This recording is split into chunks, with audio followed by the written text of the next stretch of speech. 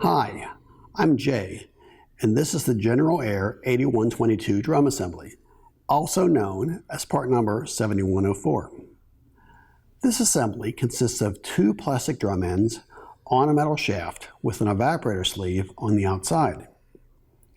On the side of the drum with the closed end, the metal shaft has two tabs sticking out.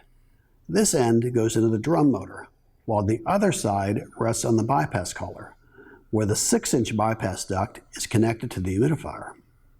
The assembly sits in a water pan, slowly spinning and picking up water, which is turned into humidity as the hot air from the furnace passes through it.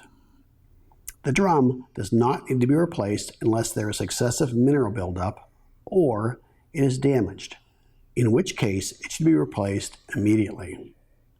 It can be cleaned with mild soap and water, while the evaporator sleeve should be replaced annually.